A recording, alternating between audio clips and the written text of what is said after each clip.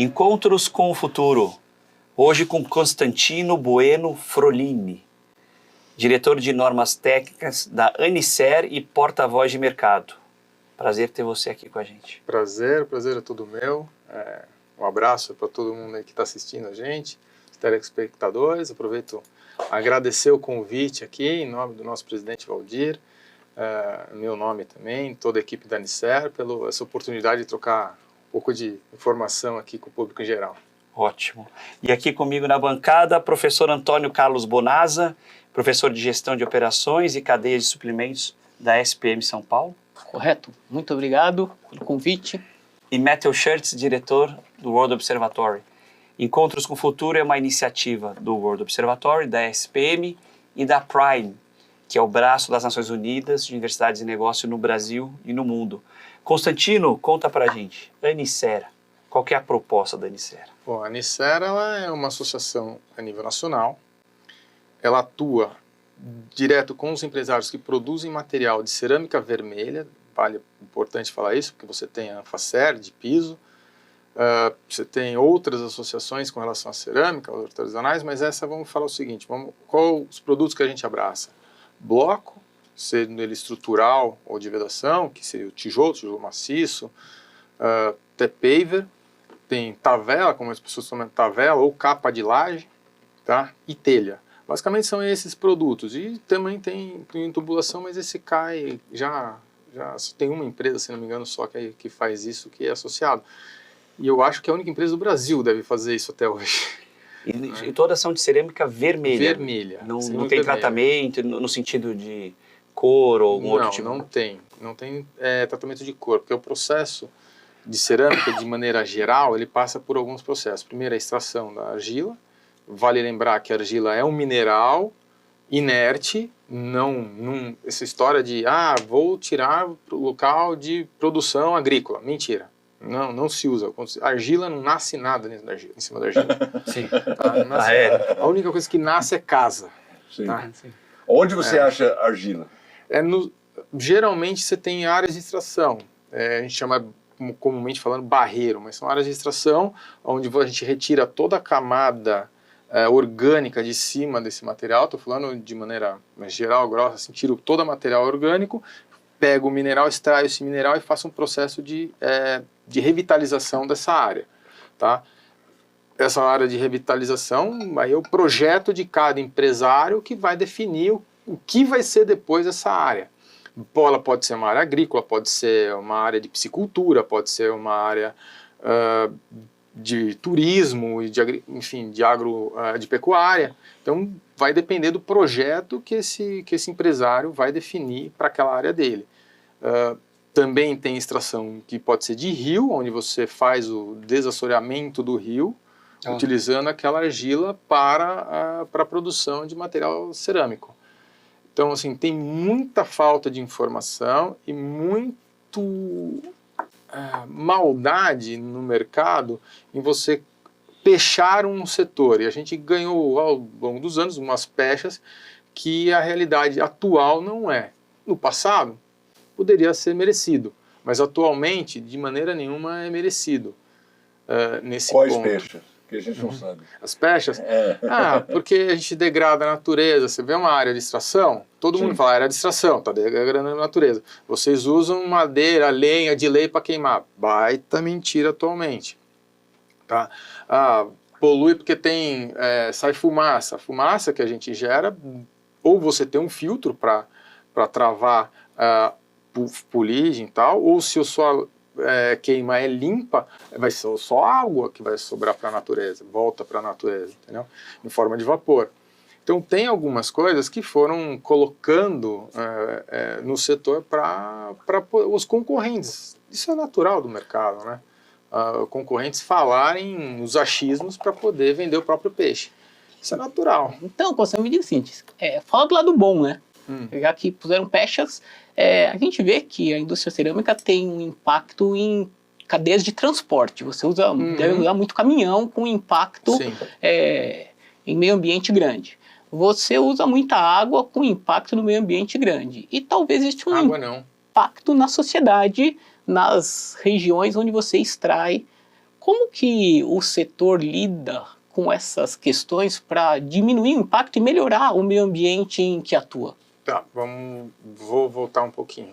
Bom, a Nicera, ela falar o que a gente faz. A gente atua basicamente com 3 áreas. Uma para ajudar o empresário a se desenvolver melhor tecnicamente. A gente tem eventos que fazem isso, nós temos treinamento, curso, a gente tem uma coisa que chama Educa Nicer, onde o empresário consegue uma universidade online, ele consegue preparar não uma escola online, onde o empresário consegue preparar melhor a mão de obra dele. Tá? Sendo ela na produção, sendo ela na venda, sendo na administração, a gente tem lá como ajudar o empresário de maneira geral. E ele não precisa ser associado para fazer os cursos.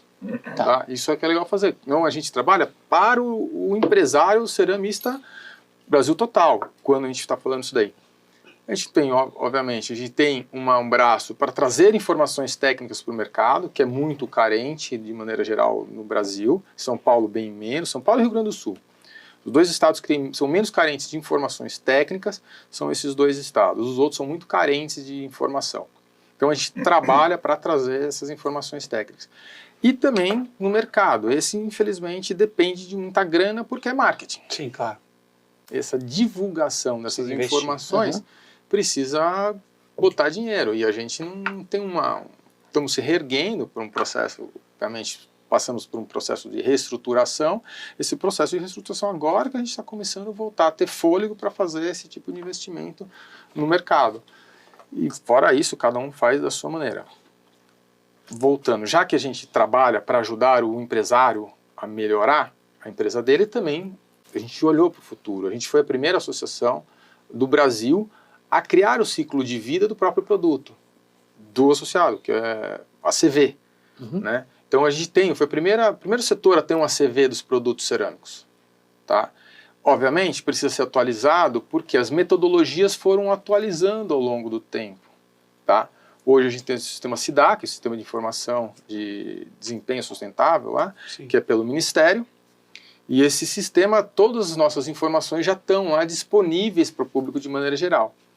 E o que é legal a gente está fazendo uma forçadinha para os nossos empresários, né, colocar as informações da própria indústria lá, tá?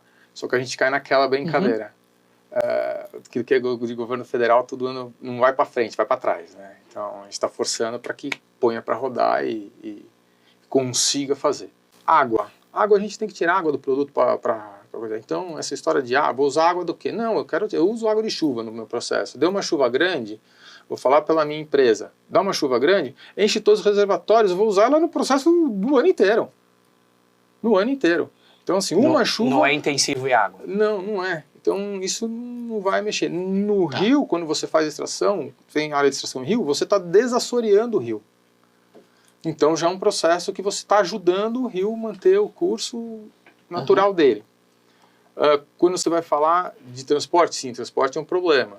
Só que aí vai depender, isso é toda a cadeia produtiva, não é só num produto só.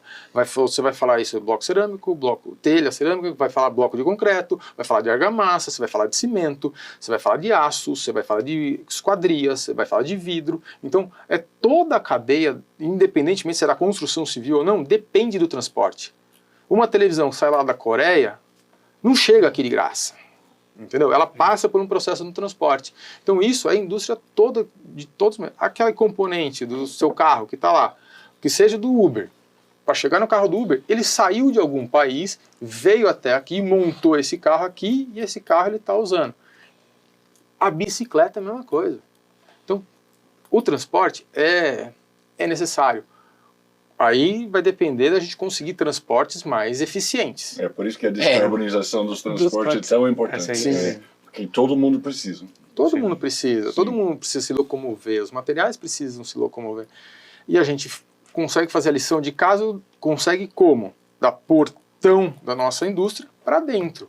Não vou conseguir do portão para fora, mexer em processos que eu não detenho ele na minha mão. Eles não dependem da minha pessoa ou do empresário. Estou falando da minha pessoa, mas como empresário e setor. Não consigo ter esse controle.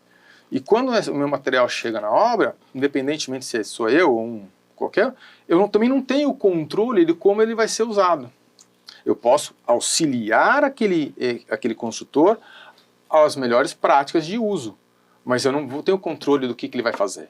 Então, tem que ser uma cadeia. Eu entendo que para realmente mudar o patamar, a gente vai ter que falar com a cadeia inteira, e a cadeia inteira tem que estar junto. Uhum. Constantino, dá uma dimensão do tamanho do mercado, só para a gente entender, primeiro, quais são os concorrentes principais da cerâmica vermelha, se é só para o mercado nacional, ou se é importante as exportações para o setor, e assim, números gerais, se você tiver essa informação, quanto a gente mais ou menos movimenta para a gente poder dimensionar. Putz, a indústria... Nossa, esses números eu também estou bem curioso para saber. Viu? São números que a construção civil é muito complexa. Se vai falar de construção civil, estamos falando PIB da construção civil, vou falar bilhões. Claro. Né? Bilhões, talvez chegue até trilhão. No caso de trilhão, se for computar algumas partes anteriores à cadeia. Mas assim, números, assim, vamos lá, concorrentes. Concorrentes eu tenho concorrente de produto, eu tenho concorrente de sistemas. Tá. Vamos falar de bloco. Bloco, quais são os meus concorrentes de produto? Bloco de concreto, bloco sílico-calcário, o bloco solo-cimento, tijolo solo-cimento, que é uma... Ecologicamente, o eco-tijolo, não é bem assim. Se tem cimento no processo, tem uma cura ali dentro, não é tão ecológico se você está, sabe... É meio discutível isso daí, tecnicamente é meio discutível, tá? Mas, vamos lá. Tenho isso daqui, mas eu tenho no sistema. Se eu estou fazendo uma alvenaria, tá? Vamos lá, parede, eu posso fazer essa parede de outro sistema, seja ela drywall, de steel framing, de wood framing. Eu tenho uma disputa com relação a produto, eu tenho uma disputa com relação a sistema, tá? Eu acho que a disputa, sim, saudável está acontecendo há uns 3 anos para cá, assim, que tem também a Associação Bloco Brasil, a gente tem bastante amizade, e a gente entendeu o seguinte, cara, vamos lutar pelo sistema, vamos lutar pela alvenaria do Brasil de maneira geral, e depois ali, cara, que o consultor escolha qual que é o tijolo que ele quer usar, o bloco que ele quer usar, e tá caminhando bem, tá? Estamos uma parceria entre associações que eram inimigas no passado. Vocês estão fazendo um marketing setorial. É uma comunicação mais especializada, setorial. Faça a alvenaria e depois a construtora define se vai usar bloco de concreto, se vai... Bloco cerâmico, você vai usar tijolo, você vai usar tijolo maciço. Porque na construção tem muito marqueteiro, vendedor de PPT, tá? Porque não é do mercado, ele não é técnico. Aí ele fala um monte de coisa que chegou no papelzinho para ele fala, espalha e não entendeu que o mercado brasileiro é gigantesco. A gente é um continente.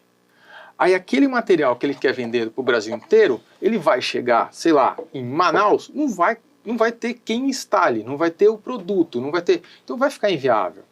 Ele vai colocar, sei lá, em Recife, não vai dar, porque ele não vai ter que... Em São Paulo, beleza, aqui funciona. Beleza, funciona. Só que a gente tem uma coisa chamada biossistema, né? O nosso bioma. O nosso bioma é muito variável, só dentro do estado de São Paulo. A Baixada é um, aqui em São Paulo é outro, o interior é outro ainda, o interior são vários aqui. Ribeirão Preto é muito diferente de Sorocaba, que é muito diferente de Indaiatuba. Então, o que é importante, agora eu vou falar como técnico, tá? O que é importante todo mundo entender que não existe sistema construtivo ruim, não existe sistema construtivo bom. Esse sistema construtivo bem empregado, sistema construtivo mal empregado. Esse sistema construtivo bem projetado e executado, sistema construtivo bem projetado e mal projetado e mal executado. Isso sim, não existe o grande herói e não existe o grande vilão. Na verdade, todos são úteis à sua maneira, todos têm o seu calcanhar de Aquiles e todos eles têm suas qualidades. Você acha que para essas mudanças climáticas que estão acontecendo, tá. Então talvez a gente tenha maior incidência de chuvas, talvez existe e de secas, né? Sim. Existe algum diferencial em algum sistema construtivo, talvez a cerâmica por ser mais ajustável a diferentes realidades, ou você acha que A alvenaria, de maneira geral, e com cobertura de bem executada, ela atende o Brasil inteiro com o pé nas costas, atendendo a norma de desempenho. A gente tem uma norma, a NBR 15575, que é a norma de desempenho, que ela vai falar o seguinte: não interessa do jeito que você vai construir a casa, não interessa o jeito que você vai construir o prédio, interessa o que? O desempenho que ele vai ter. Desempenho acústico, desempenho térmico, segurança incêndio, manutenabilidade, até sustentabilidade. Você vai ter que atender certos requisitos, certo? Tem requisitos mínimos, intermediários e máximos, alguns itens e outros só atendendo ou não atendendo. Se aquele sistema construtivo atendeu todos esses quesitos, cara, tá tudo certo. Tá tudo certo, entendeu? Então ele tem que atender. O Matthew é dos Estados Unidos. Sim. Como é que a gente contrata nos Estados Unidos? Faz o contrato, você vai ser meu empreiteiro. Pedro é meu empreiteiro. Então, Pedro, é o seguinte, eu quero que você construa essa edificação, tantos quartos, tantos banheiros, não sei o que e tal, e você tem que seguir tais normas. Aqui em dólar. Tá no contrato, certo? Se você não seguir essas normas, cara, esquece, você vai ser acionado juridicamente porque não atendeu a tais normas. E não tem nenhum sistema regulador, não, quem regula lá mesmo é o contrato. Ponto. Falei alguma besteira? Não. Não, agora um ponto curioso. E quais são os grandes ativos da cerâmica vermelha que você vê como diferencial em relação às outras? É baixo custo. É o baixo custo? Custo da obra final. Ela consegue um desempenho superior com baixo custo final da obra executada. Porque todo mundo fala, qual que é o grande calcanhar de Aquiles de toda edificação com relação a custo? Não é execução, não é projeto, não é material, não, é a manutenção dele ao longo da vida útil desse edifício, que ele é calculado em 50 anos. Então, em 50 anos, o custo que eu tenho para manter aquela edificação é muito maior do que o custo de projeto, terreno, execução do edifício. Então, o ponto central, o maior custo da obra não é a obra em si. Não é a obra. É a manutenção. E nesse ponto, a cerâmica vermelha é mais resiliente. Ela é mais resiliente. Vamos dar um exemplo. Muralha da China, quantos anos tem? Era antiga. Não foi Mahal. Se o custo de manutenção está alto. Não, Taj Mahal. Tá pago? Tá pago. Entendeu? Taj Mahal, vamos lá. Coliseu. Coliseu só tá daquele jeito porque os cristãos depois do coisa saiu detonando ele, mas tava de pé. Tava lá de pé, tá? E aquilo cerâmica vermelha? Tem tanto cerâmica vermelha quanto pedra, tudo isso é alvenaria. Sim. Entendeu? As próprias pirâmides do Egito é alvenaria, é uma alvenaria. Só que em vez de você usar o bloco cerâmico, você usa pedra. Tá? O Taj Mahal. O Taj Mahal é a alvenaria estrutural, os tijolinhos são dessa dimensão, assim. E é construído um a um, e aquilo está parado de pé até hoje, daquela beleza estonteante, maravilhosa. Então, assim, foi um sistema construtivo que foi testado e comprovado ao longo do tempo. Outros sistemas construtivos são muito mais novos, não tem nem 100 anos. Tá? Então, eu ouvi essa semana, eu comecei a chorar de rir, com uma influenciadora digital, falou assim, esse sistema construtivo dura 1000 anos. Eu falei, caramba, isso daí, a primeira vez foi 150 anos atrás. Sim. Então, assim, não tem comprovação. Então, é o preço, a durabilidade... A manutenabilidade. Obviamente, você tem que construir certo. Você tem que seguir as normas, fazer certinho, permeabilização adequada, tem que dar manutenção adequada. Todo o sistema construtivo, independentemente do que fale, a cada 7 anos você tem que dar manutenção. Vai, na média, é uma média de 7 anos, tem que dar manutenção, todo o sistema construtivo. Então falar que não vai ter manutenção é mentira. A diferença nossa, que a alvenaria nossa está muito adaptada para o brasileiro, culturalmente falando, tá? Porque qualquer pessoa consegue lá fazer um reparo. Derrubei um pedacinho do reboco, o cara sabe passar uma massa corrida. Sim. O cara sabe. Agora eu vou dar um exemplo, não é falar mal, mas o sistema é bom, bem empregado. Vou botar um steel frame numa casa de interesse social. Steel frame Steel frame eu vou fazer uma estrutura reticulada metálica e vou usar chapa, que seja ela uma chapa de drywall, ou uma chapa de cimentícia, ou uma chapa que eu posso colocar uma manta dentro e tal. É um sistema que é muito usado nos Estados Unidos. Sim. Acho que é o padrão, né? Sim. E assim, como é que eu vou fazer no Brasil? Vou colocar uma senhora, sei lá, dos seus 60 e poucos anos, morando numa casa de interesse social, que essa mulher foi subsidiada essa casa, vou botar ela dentro dessa casa. E se ela de pendurar um quadro do jeito errado? O que ela vai ter que fazer para arrumar a parede dela? Sim. Tem que chamar um americano. Basicamente é isso. Eu estou oferecendo esse serviço. Vai dar uma grana boa, entendeu? Vai dar uma grana boa. Porque ela vai ter que chamar um técnico especializado naquele sistema para trocar aquela placa. Ela dançou. Enquanto, vai lá, ela furou errado a parede, ela chama o vizinho conserta para ela. Sim, o síndico. É bem mais, sabe? Então a gente tem que olhar também aos sistemas construtivos no país que eles têm que ser adequados à nossa realidade de população.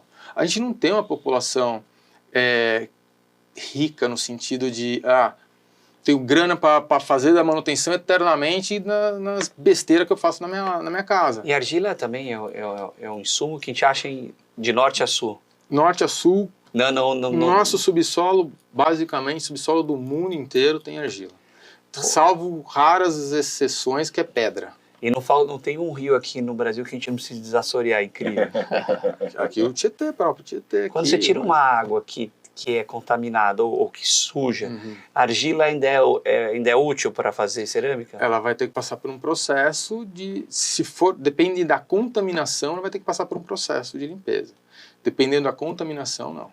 Então, vai ter que fazer uma análise. A gente faz uma análise química da argila para saber se ela está contaminada ou não. Para eu ter uma patologia... Então, Tietê deve ser complicado. Agora tá melhor. Depende do local. Sim, não, eu sei. Se for aqui em São Então, Paulo, aqui é uma outra. Se for em Barra Bonita, é outra, entendeu? Eu conheço. Sim, verdade. Entendeu? Aí Eu já nadei lá em Lins. eu aprendi a nadar, eu posso falar, eu aprendi a nadar no Tietê em Barra Bonita. Então, perfeito. E assim, Mas a gente está falando de São Paulo. Sim.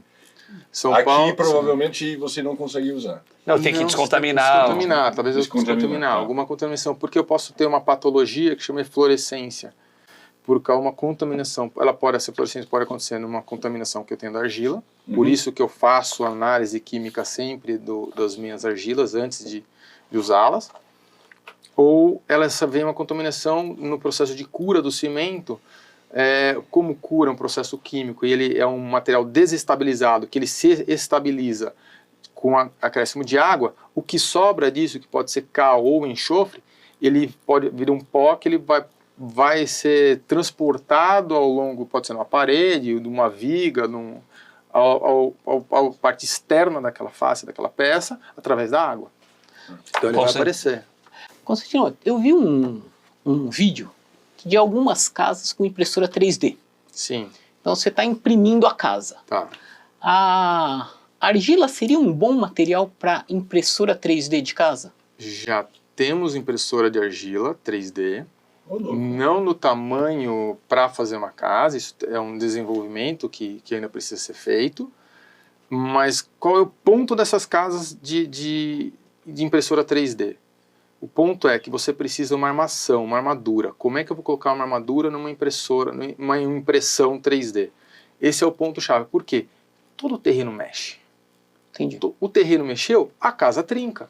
Se você não tem os pontos ideais de amarração para tração, para momento, né? Para aguentar a tração em momento. Ela é muito boa para compressão, argila, cimento, muito bom para tração, mas o aço que segura é a flexão, que segura o momento. Então precisa desses pontos de aço. E eu não vi nenhuma ainda com os pontos de aço suficiente para aguentar. Ainda falta um pouco para chegar lá. Eu acho que falta. É muito mais barato, né? Muito mais barato. Tem que testar, tem que dar testar, escala. No protótipo tudo funciona. Tudo funciona, Constantino, obrigado pela aula do Coliseu Tietê. Imagina. Foi ótimo ter ter aqui. Prazer. E parabéns pelo teu trabalho à frente da missão. Obrigado. Obrigado. Obrigado. Obrigado.